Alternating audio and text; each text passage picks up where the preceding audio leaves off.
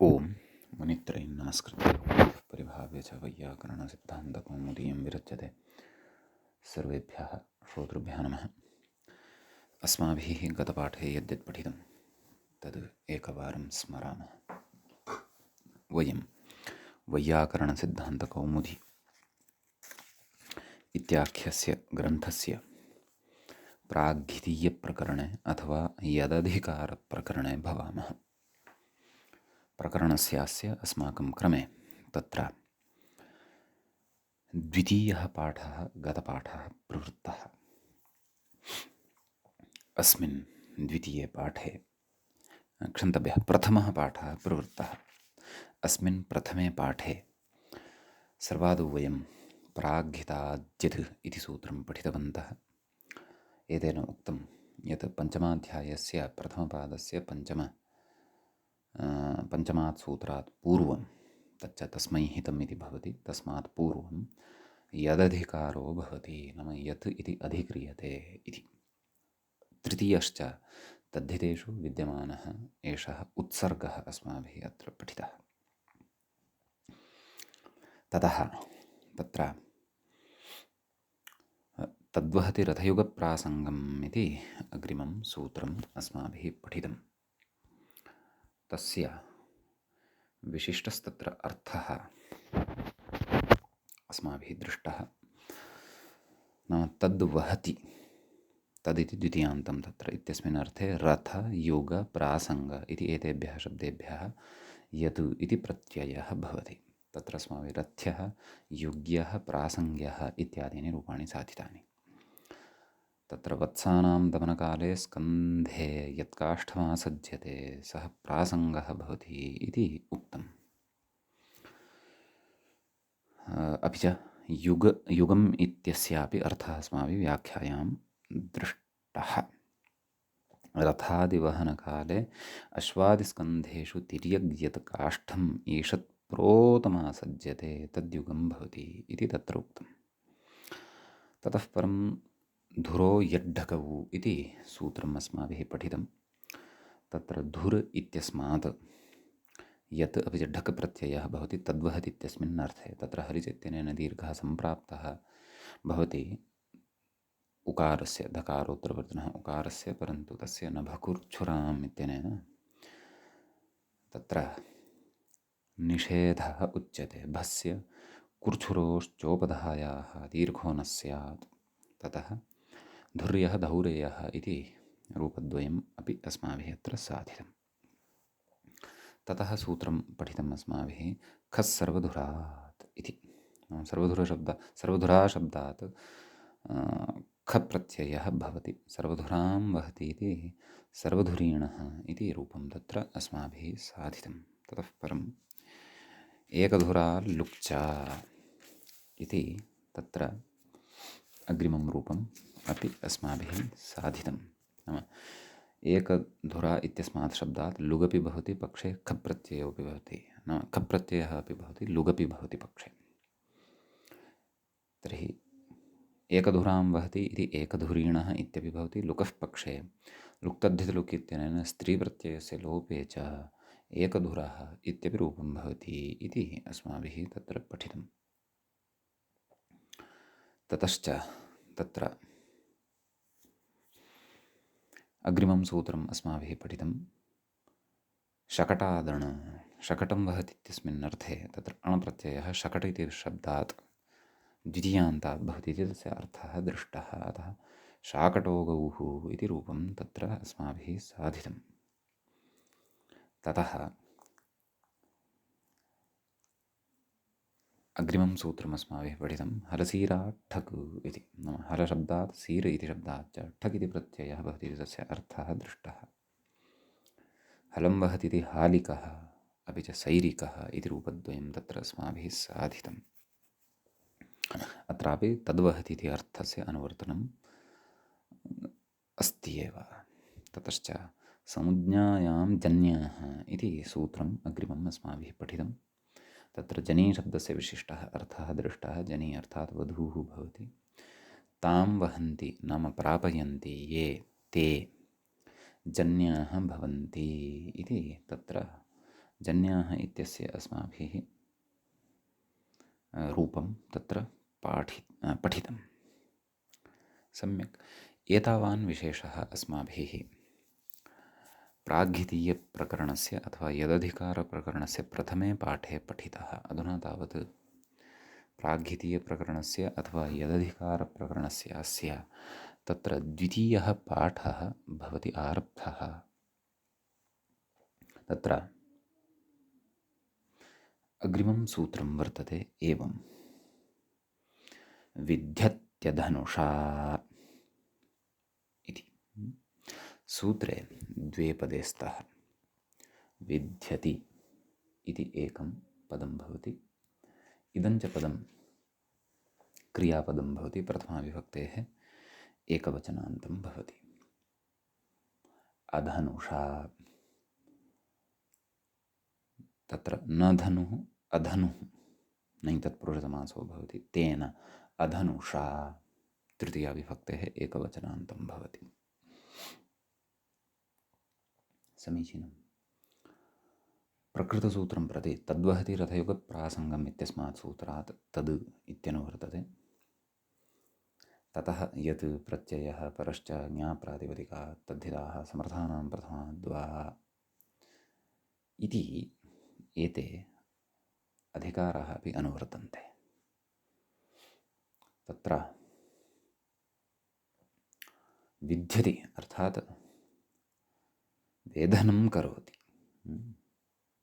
यथा कर्णवेधः भवति खलु, अथवा बाणेन कस्यचित् लक्ष्यस्य वेधनं क्रियते खलु, अथवा भेदनं क्रियते, तदर्थे क्रियापदं विध्यति इत्युच्यते। तत्र व्याख्याता कथयति तदिति द्वितीयान्तम् अनुवर्तते। अधनुषा इति सामर्थ्ये तृतीया, क्षन्तव्य, सप्तम्यर्थे तृतीया। अधनुषा सप्तम्यर्थे तृतीया अस्ति इत्युच्यते। कथयति धनुषः अभावः अधनुः, तस्मिन् सति इत्यर्थः। अधनुषि सति एवं खलु। तर्हि अधनुषि इति चेत् अत्र सप्तमी, नाम सप्तम्यर्थे तृतीया चेत् तर्हि सप्तमी अपि अत्र का, सती सप्तमी आश्रयणीया, एवं खलु। ततः तत्र उच्यते अर्थाभावे नञ् तत्पुरुषः, नाम अर्थाभावे नञ् तत्पुरुषः वर्तते, एवं खलु।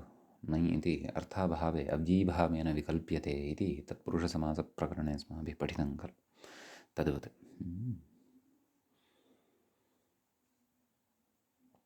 ततः कथयति अर्थाभावे अव्ययीभावेन अयं विकल्प्यते इत्युक्तत्वात्।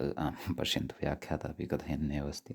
नाम पूर्वम् इति उक्तं, तत्पुरुषप्रकरणे अस्माभिः इदं पठितं वर्तते। नञ् इत्यत्र भवन्तः स्मरेयुः। ततः सूत्रार्थः उच्यते व्याख्यात्रा। पश्यन्तु, द्वितीयान्तात् विध्यतीत्यर्थे यत् स्यात् धनुषः करणस्याभावे सति इत्यर्थः।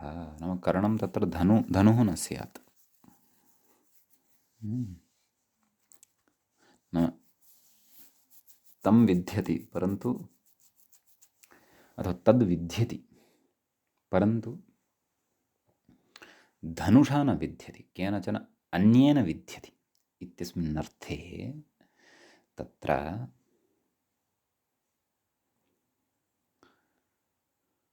प्रत्ययः भवति यत् औत्सर्गिकः। कथयति न चेत् तत्रेति। मूले पश्यन्तु, मूले अपि सूत्रार्थः कृतः खलु, द्वितीयान्ताद् विध्यति इत्यर्थे यत् स्यात्, न चेत् तत्र धनुः करणं। कथयति तत्र वेधने धनुः करणं न चेदित्यर्थः। नाम वेधनक्रियायां धनुः अथवा वेधनक्रियायै धनुः इदं करणं न भवेदिति। करणं च किं भवति? कारकेषु अवोचाम, अर्थात् तत्र वयम् उक्तवन्तः, पठितवन्तः, स्पष्टीकृतवन्तो वा। समीचीनम्। उदाह्रियते पद्या इति। उदाहरणं किं साधनीयं? पद्याः। मूले पश्यन्तु, पादौ विध्यन्ति पद्याः शर्कराः इति। एवं किल? नाम पादयोः वेदनं कुर्वन्ति। शर्कराशब्दः लघुलघुपाषाणखण्डविशेषाणां कृते उपयुज्यते। तीक्ष्णाः ते भवन्ति। शर्करा अन्ते पाषाणखण्डविशेषः। पादः स्थापितश्चेत् साक्षात् वेदनमेव अन्तः एव प्रविशति। तथा तैक्ष्ण्यं तत्र भवति। अथ पादौ विद्यते, नाम तयोः उपरि यदि चलनं क्रियते तर्हि साक्षात् वेदनमेव, तावदेव। पादौ विध्यन्ति इमे पद्याः शर्कराः इत्युच्यते। कथयति? पादशब्दाद्यति, नाम पाद इति शब्दात् यत् प्रत्ययः भवति येन विध्यत्यधनुषा, तदनन्तरं पद्यत्यतदर्थे इति पद्भावः। नाम एतेन सूत्रेण पाद इत्यस्य स्थाने पद्भावः, नाम पद् इति आदेशो भवति इत्यर्थः। पद् या पद्य, तर्हि शर्कराः यस्मिन् लिङ्गे वर्तन्ते तस्मिन्नेव लिङ्गे पद्याः इत्यपि भवति। जसि परतः सवर्णदीर्घे च सति, पूर्वसवर्णदीर्घे सति पद्याः इति रूपं सिद्धं भवति। समीचीनम्। अग्रे कथयति, अधनुषा इति किम्? धनुषा चोरं विध्यति देवदत्तः।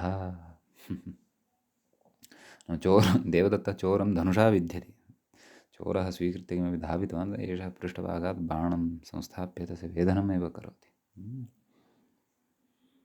तत्र कथयति, अत्र चोरात् यन्न भवति, अर्थात् चोरशब्दात् अत्र यत् प्रत्ययो न भवति। कुतः? यतः धनुषा वेदनं क्रियमाणं वर्तते। सूत्रे तु अधनुषा इत्युक्तं। सम्यक् कथयति। अग्रे कश्चन मूलस्थः विचारस्तु सम्पन्नः। इदानीं प्रत्युदाहरणानन्तरं प्रत्युदाहरणं यद्यपि मूलेन दत्तं, परन्तु ततः परम् अन्यं विचारम् अत्र कथयन् अस्ति। कथयति, न च असामर्थ्यादेव अत्र यन्नेति वाच्यं। नाम अस्मिन् तत्र प्रत्युदाहरणे विमर्शः क्रियमाणः वर्तते। क्व धनुषा चोरं विध्यति देवदत्तः, नाम अत्र तु सामर्थ्यं नास्ति, अतः यत् न भवति इति न वाच्यं। यतः समर्थः पदविधिः इत्यपि तद्धितेषु नियमः अन्तर्भवत्येव खलु। अतः सामर्थ्यादेव अत्र यत् न भवति इति न वक्तुं शक्यते। कथयति, विध्यतीत्यस्य प्रत्ययार्थत्वेन, प्रत्ययार्थः कः? विध्यति इति वर्तते। तस्मिन् अर्थे एव खलु प्रत्ययो भवति यत् इति।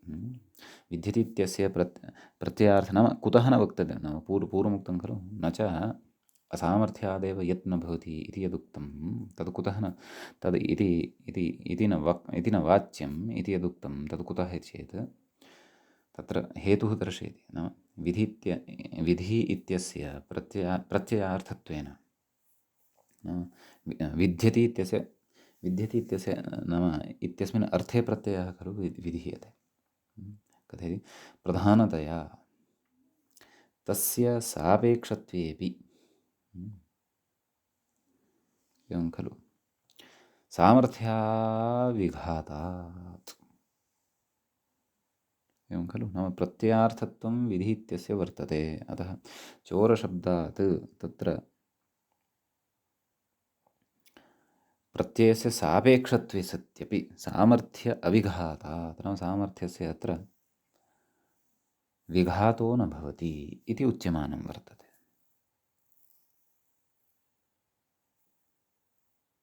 एवं खलु। अतः अत्र असामर्थ्यम् अस्ति इति नास्ति, सामर्थ्यमस्ति एव। आदौ तत्र उक्तं, न किमुक्तं, न च असामर्थ्यादेव यत् नेति वाच्यं, नाम अत्र यत् न भवति इति न वक्तव्यं। तथा पूर्वपक्षिणा आक्षिप्तं, नाम अत्र सामर्थ्यं नास्ति, योग्यता नास्ति। परन्तु तत्र योग्यता प्रतिपाद्यते। कथं? विध्यति इति यद्वर्तते तस्य प्रत्ययार्थत्वेन प्रधानतया तस्य सापेक्षत्वे अपि सामर्थ्य अविघातात्, नाम सापेक्षत्वे सत्यपि तत्र सामर्थ्यस्य विघातो न भवति, नाशो न भवति इति। एवं खलु? नाम सामर्थ्यसापेक्षत्वं वर्तते।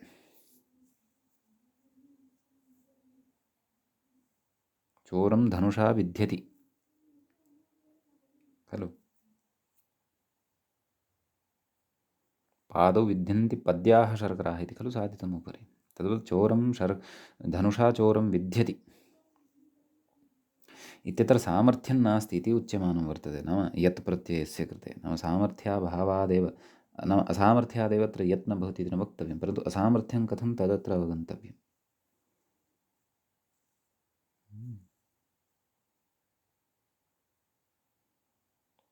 नाम चोरशब्दात् यत् प्रत्ययार्थं प्रकृते सामर्थ्यं नास्ति।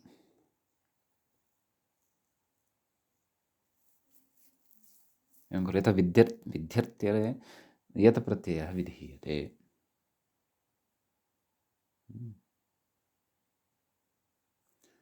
तर्हि तत्र सामर्थ्यस्य नाम विघातो न भवति इति उच्यते। किं विध्यति इत्यस्य प्रत्ययार्थत्वेन प्रधानतया न प्रत्ययार्थत्वस्य तत्र प्राधान्यं भवति, तस्य सापेक्षत्वे अपि, नाम प्रत्ययार्थस्य सापेक्षत्वे अपि। एवं खलु? सामर्थ्य अविघातात्, नाम सामर्थ्यस्य अविघातः नाम विघातो न भवति इति। सामर्थ्यं तत्र भवत्येव इति कथयति अग्रे। अन्यथा औपगवः देवदत्तः उपगुनप्तृत्वात्, तत्र देवदत्तः यः अस्ति सः उपगोः नप्तृः नाम नप्ता वर्तते खलु? उपगुनप्तृत्वात् इत्यादौ अणादिकन्न स्यात्। तर्हि तत्रापि अणादिकन्न स्यात्। कुतः? सामर्थ्य नाम असामर्थ्यमिति यदि उच्येत तर्हि तत्र उच्यते प्रत्ययार्थैकदेशस्य व्यधनस्य, प्रत्ययस्य अर्थः यावान् वर्तते तस्य भूतं किं व्यधनं, तस्य व्यधनस्य करणविशेषनित्यसापेक्षत्वात्, करणविशेषस्य नित्यतया तत्र सापेक्षत्वं भवति इति कृत्वा नित्यसापेक्षत्वात् च इति शब्देन्दुशेखरे विस्तरः। प्रौढग्रन्थस्य विचारः एषः वर्तते। नाम शब्देन्दुशेखरे अयं विस्तरेण तत्र विषयः उक्तः वर्तते, यद्भोः अत्र असामर्थ्यं नास्ति, सामर्थ्यम् अस्ति एव। सामर्थ्यस्य अत्र विघातः न भवति, अविघात एव। अन्यथा तत्र औपुगवः इत्यादीनि रूपाणि अपि न सिद्ध्येयुः इति तत्र उच्यते। अस्य प्रौढविचारस्य च अधिकस्पष्टतायै शेखरग्रन्थः अपि सकृत् द्रष्टुं शक्यः। सद्यः अत्र व्याख्यात्रा यावदुक्तं यदुक्तं तद् सामान्येन पठित्वा अग्रे गच्छामः। अस्तु, अग्रे कथयति। अग्रिमं सूत्रं तत्र वर्तते, धनगणं लब्धा इति। तत्र धनगणम् इति प्रथमान्तं पदं नैव, द्वितीयान्तमेव पदं। धनञ्च गणश्च, धनगणं समाहारद्वन्द्वः भवति, अतः नपुंसकलिङ्गे एकवचने, द्वितीयाविभक्तेः एकवचने भवति इदं रूपम्। लब्धा, लब्धा इति लब्धृ इति शब्दस्य तृन् प्रत्ययान्तस्य प्रथमाविभक्तेः एकवचने रूपं भवति लब्धा। समीचीनं। ततः अग्रे उच्यते, परन्तु सूत्रार्थात् पूर्वम् अत्र किं किम् अनुवर्तते तद्द्रष्टव्यं। तद्वहति यथा युगप्रासङ्गम्, अस्मात् तद् इत्यनुवर्तते द्वितीयान्तम्।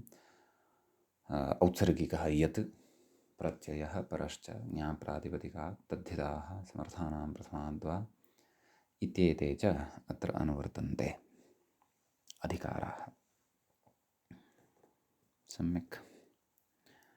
तत्र सूत्रार्थः उच्यते व्याख्यात्र धनशब्दात् गणशब्दात् च, नाम धन इत्यस्मात् शब्दात् गण इत्यस्मात् च शब्दात् द्वितीयान्तात्, कीदृशात्? द्वितीयान्तात् लब्धा इत्यर्थे यत् स्यात् इत्यर्थः, यत् इति प्रत्ययः भवति इति। सम्यक्। तत्रुच्यते अग्रे ननु लब्धशब्दस्य त्रिजन्तस्य नाम त्रिजन्तः सः स्यात् इति भाति खलु दृष्ट्वा तत्र लभधातोः त्रिच प्रत्ययस्य लब्धृ इति रूपं स्यात् तत्र च त्रिच प्रत्ययः स्यात् इति खलु भाति कथयति त्रिचशब्दस्य लब्धृशब्दस्य त्रिजन्तस्य कृदन्तत्वात् तद्योगे कर्मणि षष्ठी स्यात् इत्यतः कर्तृकर्मणोः कृति इति खलु अस्माभिः पठितं कृति नाम कृद्योगे सति तर्हि कर्मणि षष्ठी विभक्तिः स्यात् एवं खलु तर्हि कथं धनगणं लब्धः इत्युक्तं धनगणस्य लब्धः इति खलु वक्तव्यं धनगणम् इति पदं कर्मपदम् अथवा पृथक् पृथक् उदाहरणेषु कर्मपदत्वेन धनं वा गणं वा इति यदि स्वीकरिष्यते तर्हि कर्मणि षष्ठी अस्ति खलु कर्तृकर्मणोः कृति अस्माभिः तत्र कारकप्रकरणे पठिता सा षष्ठी एवं खलु अतः तत्र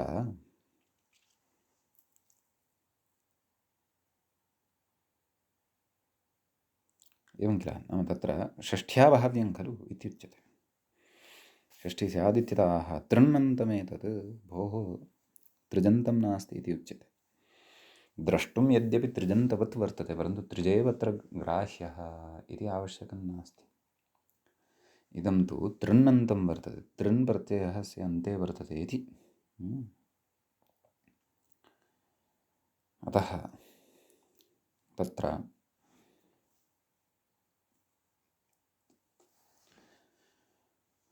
तेन किं यदि तृण्णन्तं तेन अत्र द्वितीया भवति इति कथयति तथा च न लोकाव्ययनिष्ठा खलर्थतृणाम् इति सूत्रम् अस्माभिः पठितं कर्मणि षष्ठ्याः निषेधविधायकं सूत्रम् अपि अस्माभिः तत्रैव कारकप्रकरणे पठितं तदपि भवन्तः स्मरेयुः इति निषेधान्न षष्ठी इति भावः नाम इति निषेधसामर्थ्यात् तत्र षष्ठी न भवति इति भावः समीचीनम्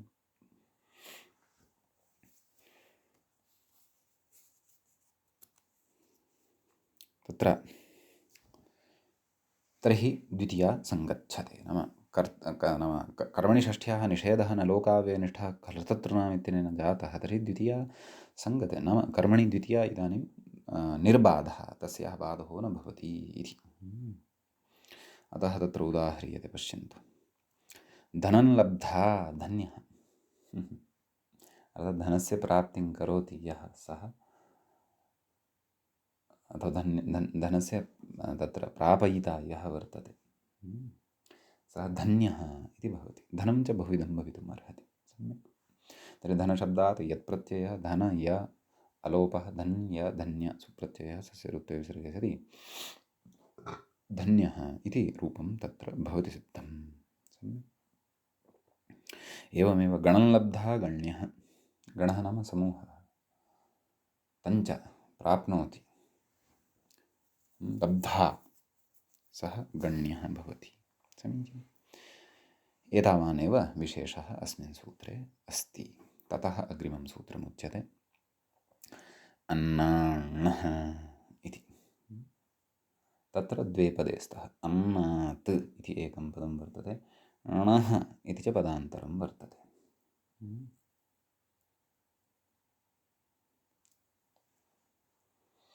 अन्नात् इति पञ्चमी विभक्तेः एकवचनान्तं भवति णः इति प्रथमान्तं भवति एवम् एतदुक्तम् अस्तु धनगणं लब्धः इत्यस्मात् सूत्रात् लब्धा इत्यनुवर्तते तद्वहति रथयुगप्रासङ्गम् इत्यस्मात् सूत्रात् तद् इति द्वितीयान्तम् अनुवर्तते प्रत्ययः परश्च ज्ञाप्रातिपदिकाः तद्धिताः समर्थानां प्रथमाद्वा इत्येतत् सर्वं च अत्र अनुवर्तते सम्यक् कथयति व्याख्याता लब्धेत्यर्थे द्वितीयान्तादिति शेषः नाम अन्न इति द्वितीयान्तात् लब्धा इत्यस्मिन् अर्थे णप्रत्ययः भवति यतः अपवादः अयं यत् इति प्रत्ययस्य अपवादः इत्यर्थः अतः तत्र उच्यते उदाहरणम् अन्नं लब्धा आङ्नः इति अन्न इति द्वितीयान्तात् अत्र अणप्रत्ययः उच्यते अन्न अण णित्वात् आदिवृद्धिः आन्न भत्वात् अलोपः आन्न आन्न सुप्रत्ययः सस्यरूपविसर्गे सति आम्नः इति रूपं भवति तत्र सिद्धं। सम्यक्। अयम् एव विशेषः अस्मिन् सूत्रे वर्तते। ततः अग्रिमं सूत्रं वशङ्गतः इति। तत्र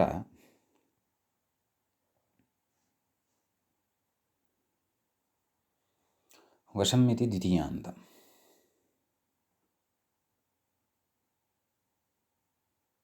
समीचीनं। गतः इति प्रथमान्तं खलु। तद्वहति यथयुगप्रासङ्गम् इत्यस्मात् तद् इत्यनुवर्तते। औत्सर्गिकः यत् अपि च प्रत्ययः परश्च ज्ञाप्रातिपदिकात् तद्धिताः समर्थानां प्रथमाद्वा इत्येतत् सर्वमपि अत्र अनुवर्तते। सम्यक्।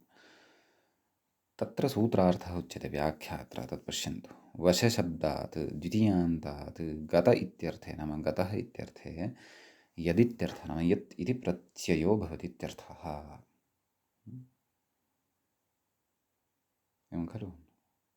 अत्रापि यद्यपि कर्तृषष्ठी तत्र कर्मणि षष्ठी प्राप्ता भवति, परन्तु न लोकाव्ययनिष्ठा खलु तत्र इत्यनेन निषेधः उच्यते, तथा द्वितीया एव भवति। सा च व्यवस्था कारकेषु अस्माभिः पठिता। अस्तु। उच्यते वश्य इति उदाहरणं वश्यः इति वशङ्गतः इति विग्रहो भवति। एवं खलु। कथयति वशकान्तौ कान्तिरिच्छा। वशकान्तौ कान्तिः नाम इच्छा।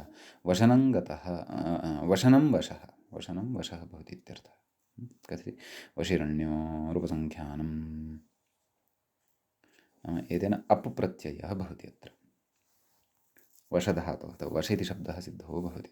कथयति वशम् इच्छाङ्गतः प्राप्तः इति अर्थः। इच्छाधीनः इत्यर्थः। एवं खलु। अग्रे कथयति वशधातुः छान्दसः इति लुग्विकरणे वक्ष्यते। नाम तिङन्तेषु लुग्विकरणप्रकरणे अधिप्रभृतिभ्यः शपः तत्र विकरणस्य लुक् क्रियते, अदादिगणे वक्ष्यते इति। तत्प्रायिकमिति भावः इति। नाम छान्दसः अयं धातुः, वशधातुः छान्दसः वर्तते इति प्रायिकं, नाम प्रायेण, नाम क्वचित् अछान्दसोऽपि अयं व्यवह्रियते इत्यर्थः। वेदे एव सर्वात्मना व्यवह्रियते इति तु नास्ति इति। कथयति सर्वस्यापि स्वेच्छानुसारित्वादाः परेच्छानुसारी इति। मूले उक्तं खलु। वश्यः परेच्छानुसारी, नाम अपरस्य इच्छा तदनुसारी अयं भवति। कः वश्यः इति अर्थः। अन्यथा अन्येषां तु स्वेच्छा भवति, परन्तु एषः यः भवति वश्यः सः परेच्छानुसारी भवति, नाम अपरेषाम् इच्छानुसारम् एषः प्रवर्तते इति भावः, अथवा यः कोऽपि इति अयं विशेषः अस्मिन् सूत्रे भवति। अग्रिमम् अत्र सूत्रं भवति एवं पदमस्मिन् दृश्यम् इति। तत्र पदम् इति प्रथमं पदं प्रथमान्तं भवति, प्रथमाविभक्तेः एकवचनान्तं भवति। अस्मिन् इति इदम् इति शब्दस्य सप्तमीविभक्तेः एकवचनान्तं भवति। दृश्यम् इति प्रथमाविभक्तेः एकवचनान्तं भवति। समीचीनम्। प्रकृते औत्सर्गिकः यत् प्रत्ययः परश्च ज्ञाप्रातिपदिकात् तद्धिताः समर्थानां प्रथमाद्वा इति च अनुवर्तते। तत्र सूत्रार्थः उच्यते व्याख्यात्र। पश्यन्तु, प्रथमान्तात् पदशब्दात्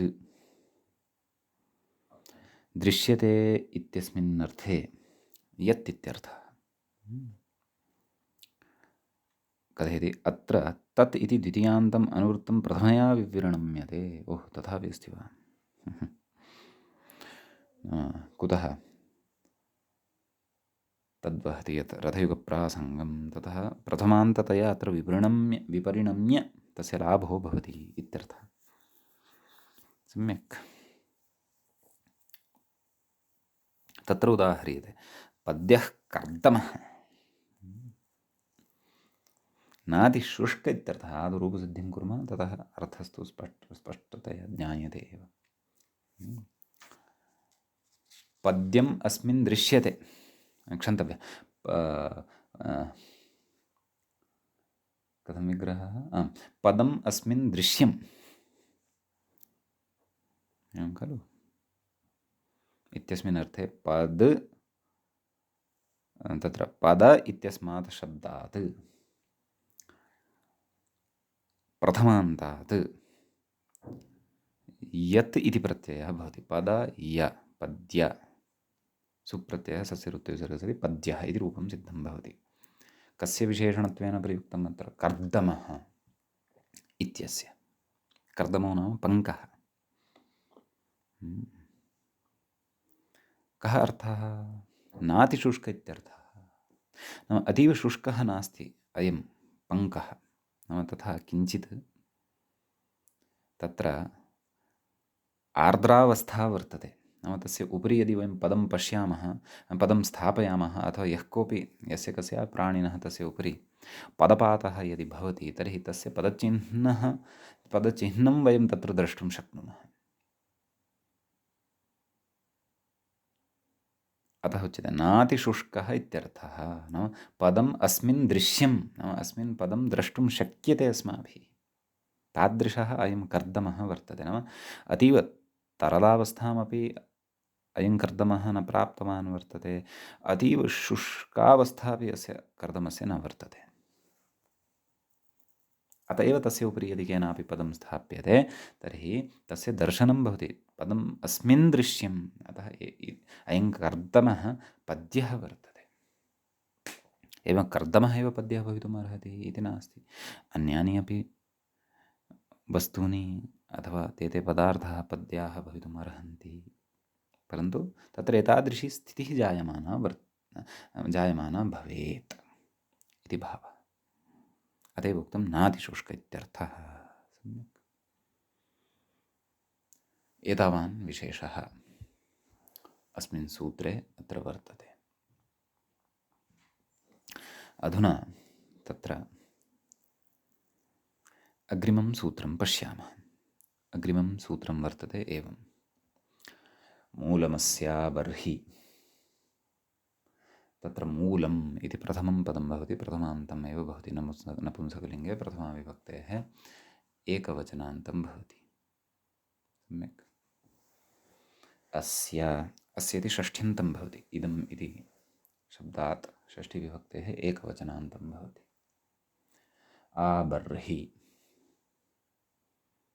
आबर्हि इति प्रथमान्तं, प्रथमाविभक्तेः एकवचनान्तं भवति इदम्।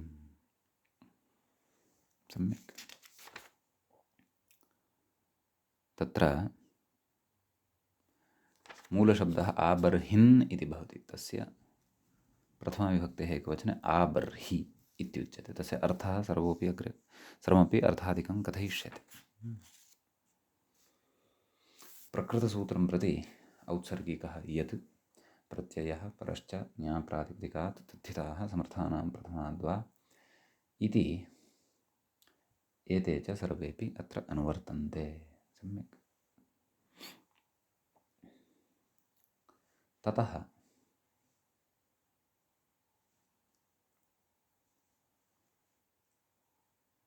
अत्र कथयति। आबर्हणमिति मूले पश्यन्तु। आबर्हणम् आबर्हः, आबर्हणम् अर्थात् आबर्हः। आबर्हः उत्पाटनं, तदेव व्याख्याता कथयति। आबर्हणमिति उत्पाटनमित्यर्थः। उत्पाटनं ज्ञायते खलु। मूलात् तस्य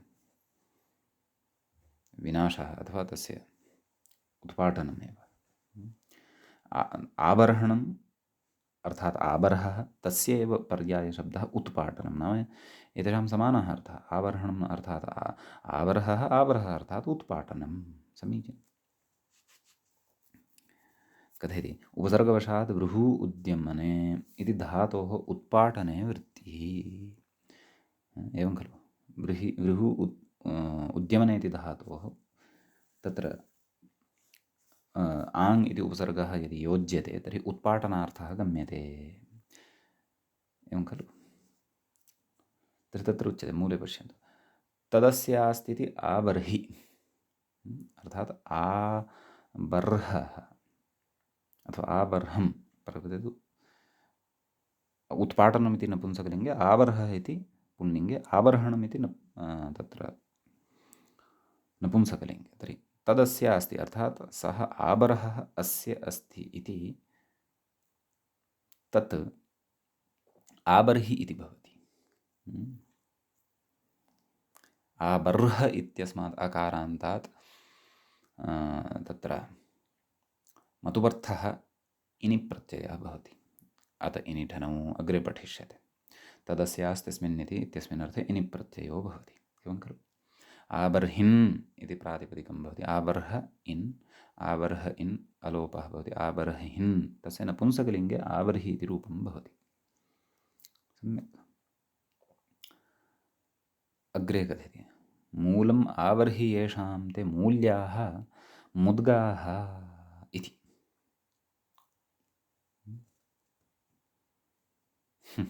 नाम मूलम् आबर्हि येषां, नाम येषां मूलम् आबर्हि वर्तते। आबर्हि नाम तदेव उत्पाटनम् अस्य अस्ति इति आबर्हि। तर्हि इदं मूलं तादृशं वर्तते यत् अस्य उत्पाटनमेव भवति साक्षात् मूलादेव।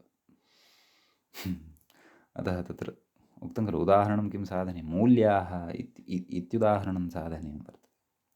मूलम् आबर्हि येषां ते मूल्याः मुद्गाः भवन्ति। यथा अस्मिन् अर्थे खलु प्रत्ययः विधीयमानः वर्तते, मूलम् अस्य आबर्हि इति। इत्यस्मिन् अर्थे मूलशब्दात् औत्सर्गिकः यत् इति प्रत्ययो भवति इत्यर्थः। सम्यक्। अर्थः कथं, मूलतः उत्पाटनीयाः इत्यर्थः, नाम मुद्गाः, नाम अर्थात् मुद्गानां वपनं यदा क्रियते क्षेत्रे, तेषां तत्र तन्नाम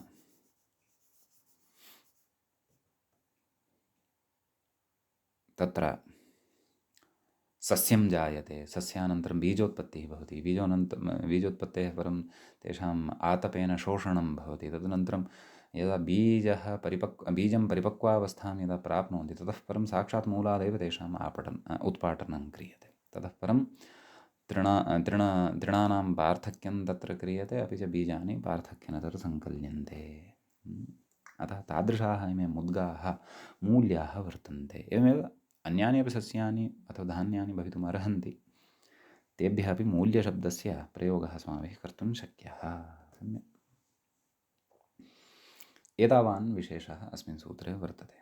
अग्रिमं सूत्रं पश्यामः। संज्ञायां धेनुष्या इति।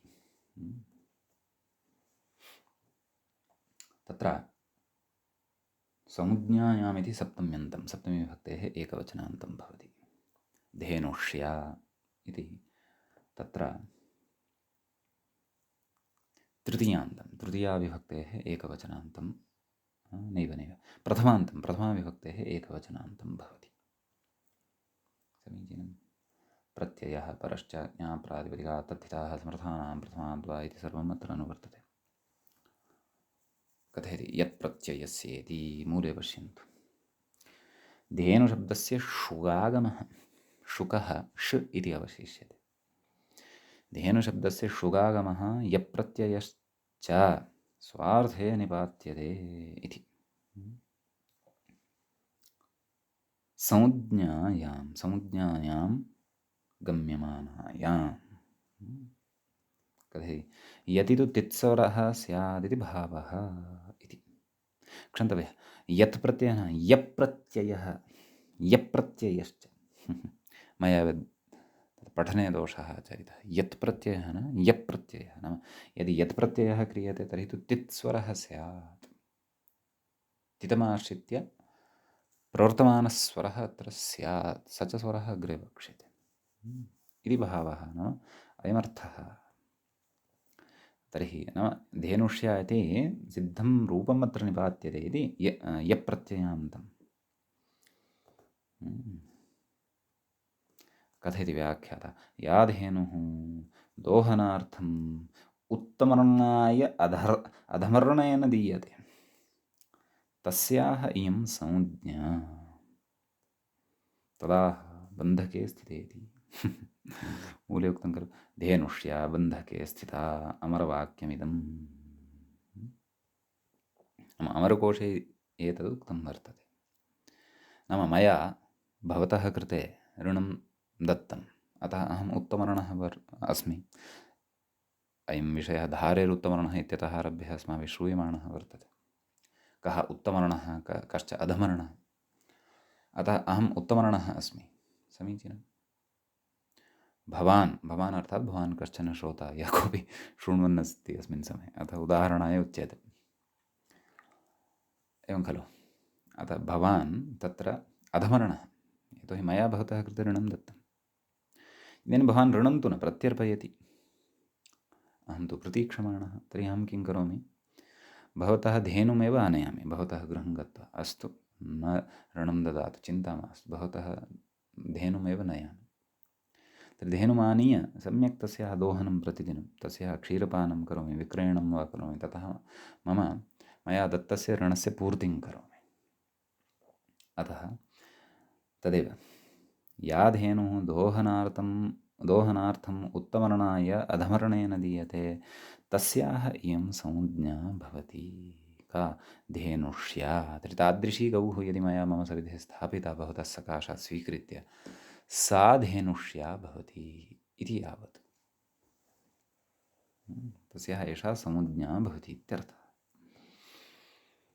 समीचीनं। ततः कथयति, संज्ञायाम् इति आपादपरिसमाप्तेरधिकारः। अयम् आपादपरिसमाप्तिं यावत् अधिकारः गमिष्यति, नाम चतुर्थाध्यायस्य चतुर्थः पादः खलु अयं पठ्यमानः वर्तते। अस्य समाप्तिं यावत् अयमधिकारः तत्र अग्रे यातो भविष्यति। संज्ञा हि रूढिर्विवक्षिता।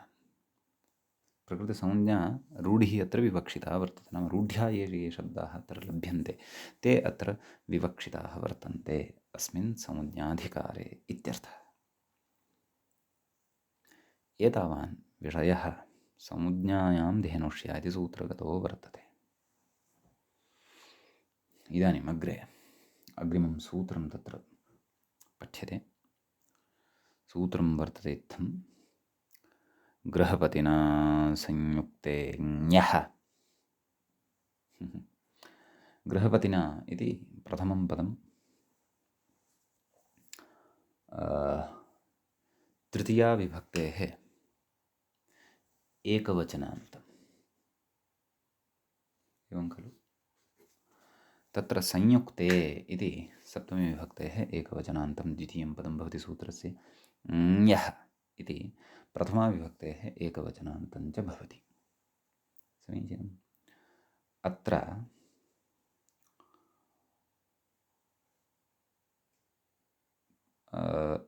संज्ञायां धेनुष्या इत्यस्मात् संज्ञायाम् इत्यनुवर्तते प्रत्ययः परश्च ज्ञाप्रातिपदिकात् तद्धिताः समर्थानां प्रथमात् वा इति च अत्र अनुवर्तते। समीचीनम्। सूत्रार्थः व्याख्यात्रा अस्ति उच्यमानः। किं कथयति पश्यन्तु।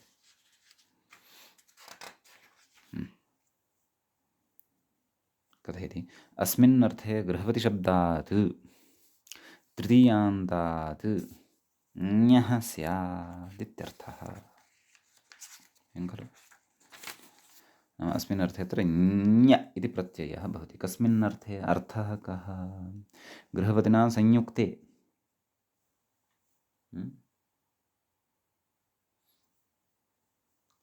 संज्ञागम्यमाने संयुक्ते इत्यस्मिन् अर्थे, संयुक्तार्थे गृहपति इत्यस्मात् शब्दात् ञ इति प्रत्ययो भवति। नाम संयुक्तार्थः अत्र वर्तते इति भावः। समीचीनम्। ततः उच्यते अत्र। किम् उदाह्रियते, मूले पश्यन्तु। गृहपतिर्यजमानः, गृहपतिः यजमानो भवति, यजमानस्य नाम भवति, एवं किल। पुरोहितः यस्य गृहे पौरोहित्यं करोति सः यजमानः एवमपि उच्यते किल। पुरोहितः यजमानः न, यस्य गृहे पौरोहित्यं क्रियते सः यजमानः, एवं खलु। ततः तत्र अग्रे उच्यते, तेन संयुक्तः गार्ह्यपत्यः। कः? अग्निः। कथयति नाम गार्ह्यपत्यः इति रूपं साधनीयं। तत्र विग्रहः कथं गृहपतिना संयुक्तः, एवं खलु। गृहपति इति शब्दात् ञ इति प्रत्ययः, तस्य य अवशिष्यते, ञत्वात् आदिवृद्धिः, गार्हपति य। ततः इकारस्य भसंज्ञाकारणात् यस्य चित्तेन लोपो भवति। अतः तत्र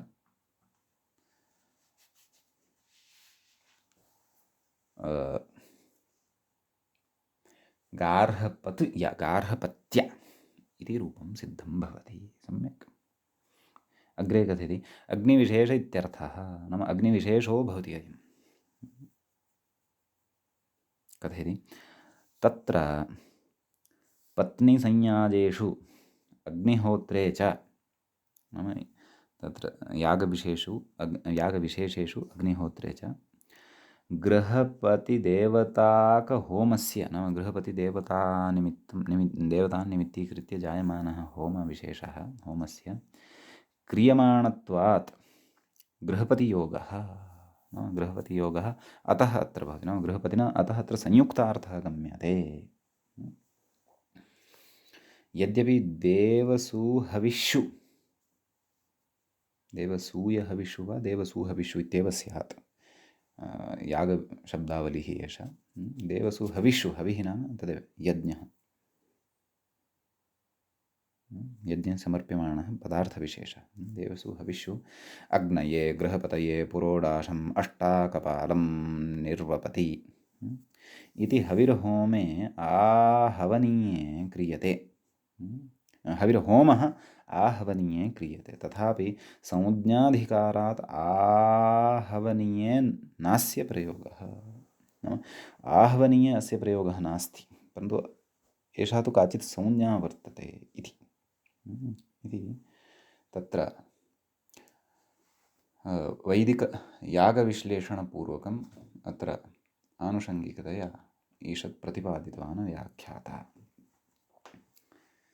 एवं खलु। तर्हि नाम एतावान् तु विषयः स्पष्टः, नाम कश्चन अग्निः भवति, तस्य नाम, तस्य संज्ञा एषा भवति का, गार्हपत्यः, एषः अग्निः गृहपतिना संयुक्तः, अतः गार्हपत्यः। सम्यक्।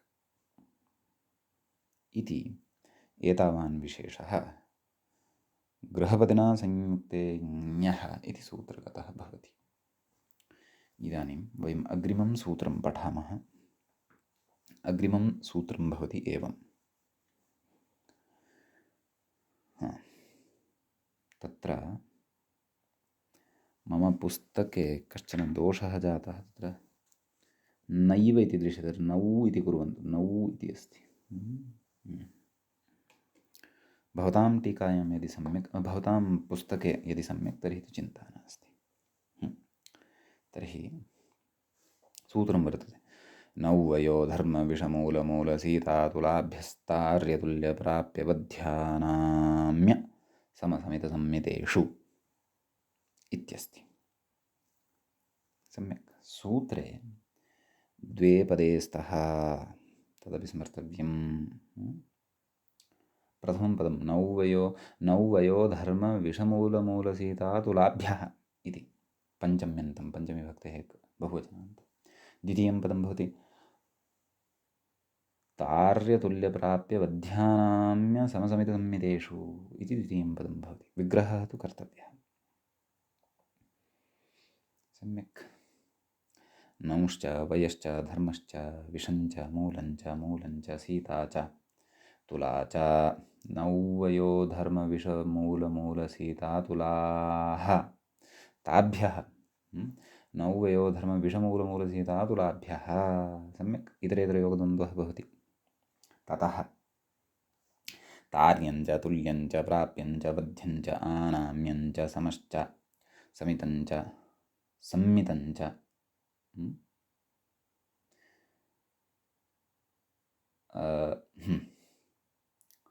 तार्यतुल्यप्राप्यवध्यानाम्य समितसम्मितानि तेषु तार्यतुल्यप्राप्यवध्यानाम्य समसमितसम्मितेषु अत्रापि इतरेतरयोगद्वन्द्वसमासो भवति। सम्यक् औत्सर्गिकः यत् अनुवर्तते प्रत्ययः परश्च ज्ञाप्रातिपदिकात् तद्धिताः समर्थानां प्रथमाद्वा एवं खलु एते च सर्वेपि अत्र अनुवर्तन्ते। सम्यक् तर्हि अत्र येभ्यः शब्देभ्यः यत् प्रत्ययः विधेयः ते प्रथमे पदे परिगणिताः वर्तन्ते। व्याख्याता कथयति पश्यन्तु नौ वयस धर्म विष मूल नौ वयस धर्म विष मूल सीता मूल इति द्वारद्वयमस्ति स्मरन्तु। तुला कति सन्ति 8 सन्ति। अतः कति एभ्यः अष्टभ्यः क्रमात् इति अर्थः कुतः आगच्छति यथासङ्ख्यमनुदेशः समानम् इति परिभाषा बलादायाति। सम्यक् क्रमात् तार्ये तुल्ये प्राप्ये वध्ये आनाम्ये समे समिते सम्मिते पश्यन्तु 8 एव अर्थाः वर्तन्ते। अतः यथासङ्ख्यनियमात् तत्तत्सङ्ख्यापन्नस्य तत्तत्सङ्ख्यापन्नस्य शब्दस्य तत्तत्सङ्ख्यापन्नेन अथवा तत्तत्सङ्ख्याकस्य शब्दस्य तत्तत्सङ्ख्याकेन अर्थेन सह अत्र सम्बन्धः वर्तते। प्रथमस्य प्रथमेन द्वितीयस्य द्वितीयेन इत्येवं सर्वत्रापि। समीचीनं कथयति समसमिते च अर्थे यत् स्यात् इत्यर्थः नाम यत् इति प्रत्ययो भवति इति। सम्यक् तर्हि एकमेकं शब्दम् आदाय सर्वस्मात् अपि शब्दात् यत् प्रत्ययस्य नाम तस्मिन् अर्थे यत् प्रत्ययस्य विधानापेक्षया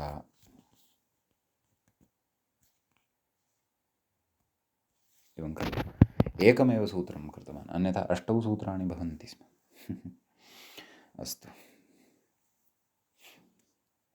अग्रे उच्यते तार्यादियोगे करणे कर्तरि हेतौ तुल्यादियोगे च तस्याः एव सम्भवात्। कथयति तार्यादियोगे करणे कर्तरि हेतौ तुल्यादियोगे च तस्याः एव सम्भवात्। तस्याः नाम कस्याः तृतीयायाः एव सम्भवात्। किमुक्तं तत्र तृतीयान्तेभ्यः इत्युक्तम्।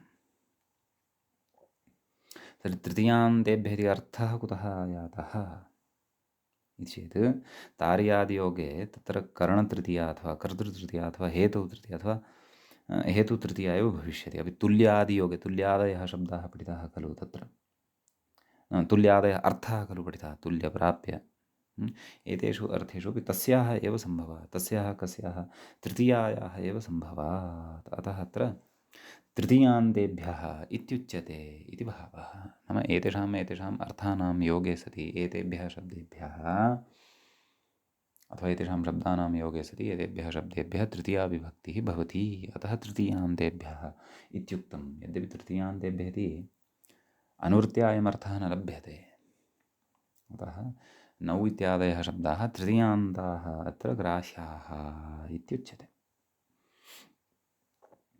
तत्र क्वचित् करणे तृतीया अस्ति क्वचित् कर्तरि तृतीया भविष्यति क्वचित् हेतौ तृतीया क्वचित् तुल्यादिशब्दयोगे उपपदतृतीया भविष्यति इति भावः।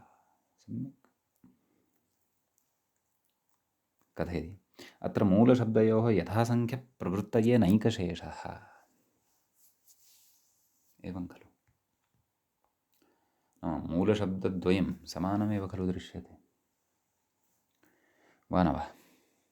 यथा पूर्वं मूलशब्दः तथा परतः अपि मूलशब्दः समानतया एव दृश्यमानः वर्तते। तर्हि एकशेषः कुतः न क्रियते सरूपाणाम् एकशेष एकविभक्तौ तथा न। कुतः? यदि तथा क्रियेत तर्हि यथासङ्ख्यप्रवृत्तिर्न स्यात्। यथासङ्ख्यमनुदेशस्समानाम् इत्यस्याः परिभाषायाः प्रवृत्तिर्न स्यात्। एवं खलु?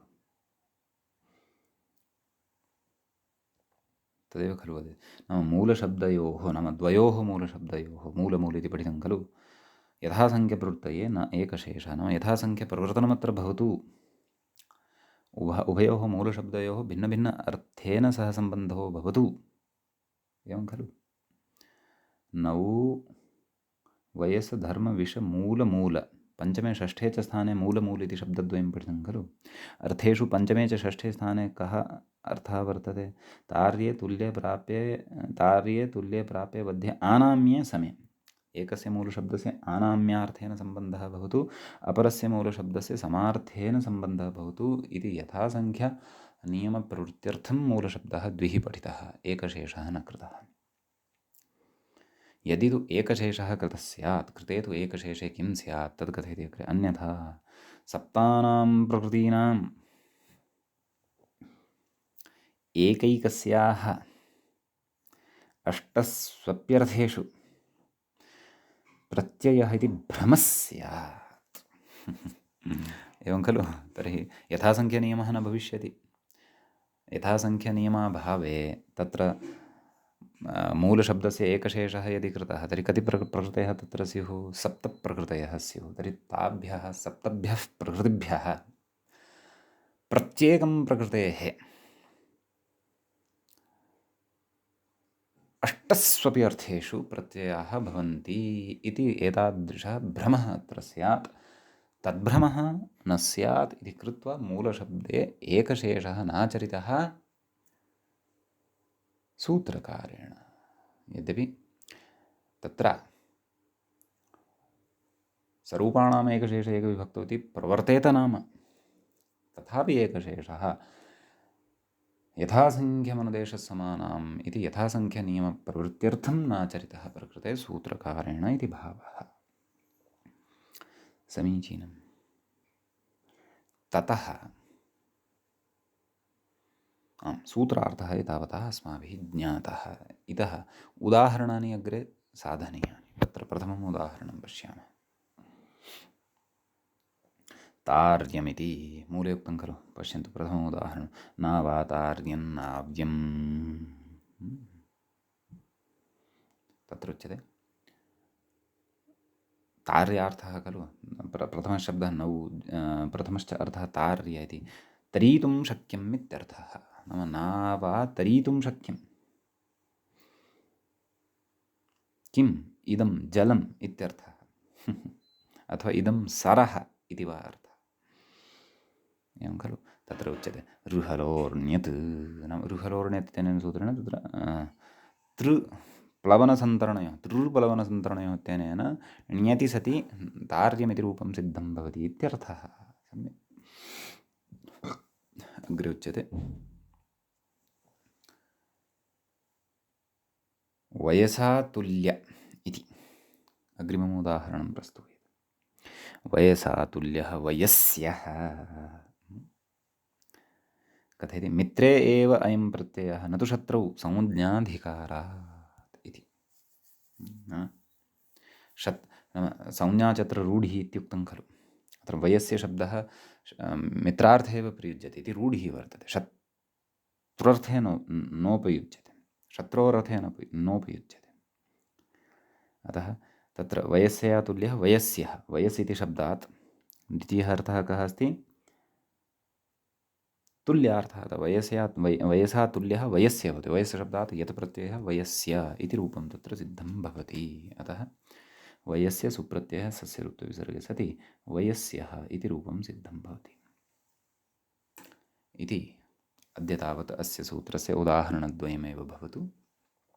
अवशिष्टानि उदाहरणानि अग्रिमे पाठे वयं पठिष्यामः। सद्यः अस्य पाठस्य अत्रैव उपसंहरणं भवति। मुनित्रयं नमस्कृत्य तदुक्तिः परिभाव्य च वैयाकरणसिद्धान्तकौमुदीयं विरच्यते। एवञ्च तत्र